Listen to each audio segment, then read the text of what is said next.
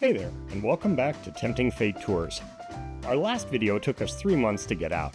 This one's only taken about 3 weeks, and we're hopeful of doing even better, so we think that's progress. As usual, if you like what we do, please subscribe, follow us, etc. End of promotion. When we last left you, we'd just explained what it took to ship a car, or in our case 2 cars, across the Atlantic, from New York to Rotterdam in the Netherlands. So now, fast forward to late May. John had flown into London previously to visit relations. He took the Eurostar to Amsterdam and then a local train to Schiphol Airport, where Tom picked him up in the 55 Traveler. As soon as John got in the car, the two of us were stopped by a nice young airport cop to confirm that, in fact, these faded black California license plates from 1964 were really belonging to the car and that we weren't Dutch people because that would be illegal.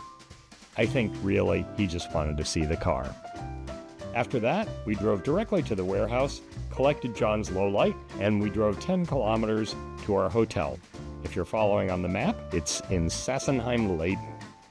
En route, we got gas for both cars, since you're only supposed to ship a car with a quarter of a tank, and in the case of a Morris Minor, that translates to less than 2 gallons. The next day was our built-in buffer day. We had to drive just 22 miles, about an hour, to Delft, where we had another hotel. Except, 3 miles from the hotel, it happened. Tom's car quit. In the vernacular, Tom's car failed to proceed. Just sit under the car and rotate the drive shaft 180 degrees. More accurately, Which there was a loud noise from underneath, followed by repeated clunking. Was it a broken axle? Car did fantastically well on the way over here.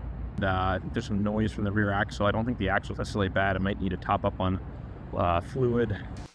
We'd diagnose that another time. Tom's a wizard, and in due course, he got a flatbed service to haul the traveler to the hotel. We piled Tom and his luggage into the trusty lowlight, drove to the hotel, checked in, unloaded. By that time, unfortunately, it was pissing rain. There was water in the car, but not as much as we worried. With the 2 cars safely at the hotel that evening, we had a dinner, decided, well, as the lady said, tomorrow is another day. Saturday, we were up early. We drove to the port to meet the UK gang coming off the Harwich ferry. We'd left so early we arrived just as the terminal itself opened, but it did let us park the lowlight under the only overhang available. It was still pissing down rain. In due course, morasses of miners of every shape and color and engine note poured off the ferry.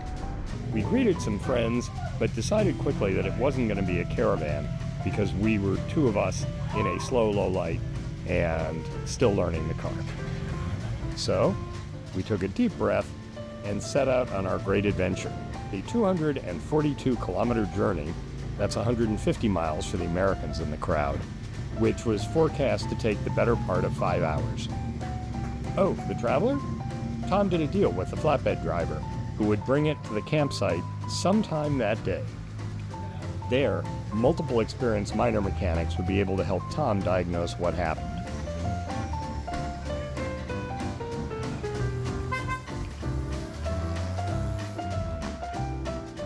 Because we couldn't take the lowlight on the highway, we quickly learned that surface roads in Holland have roundabouts, well-marked lanes, except when there aren't any lane markings at all, roundabouts, parked cars, roundabouts, parked trucks, constantly changing speed limits, and did we mention roundabouts? We stopped counting after the first couple of dozen. Oh, and shortly after we set off, the wipers quit. The good news, it turned out, was that the car's period accessory Fulton sunshield also shielded almost all of the rain from getting on the windscreens. John and Tom swapped off driving, all with the underlying anxiety this was the most miles this car had done in 30 years. But, over the minutes and hours, the car proved completely trustworthy. A clicking from the left rear wheel was the only remotely worrisome thing, and we coped pretty well with not having any heat. Why no heater? No water pump. Look up thermosiphon cooling if you're interested. It explains why the radiator is as big as the engine. Of course, the car doesn't have a defogger either. But the rain abated and the sun came out before we arrived at Papillon Country Resort in Denekamp. We got a rousing welcome because some of the people had heard what we were planning and having brought the cars from the US.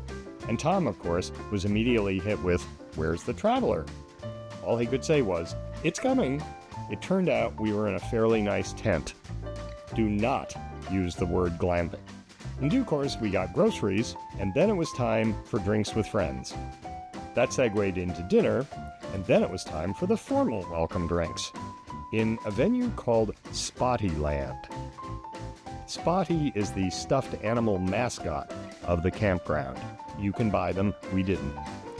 There were awards, there was chatting, laughter, lots of stories about the trip, and about 11 p.m., Tom got the word. It says something for the enthusiasm of the Miners on Tour gang that a dozen people showed up in the darkness after driving 50 to 75-year-old cars hundreds of miles, many of them having spent the previous night on a ferry, just to watch the traveler from Los Angeles land on the ground again.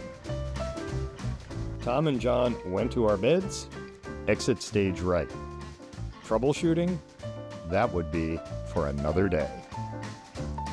Follow us, etc., etc. We hope you're enjoying this, and there's lots more to come in the story.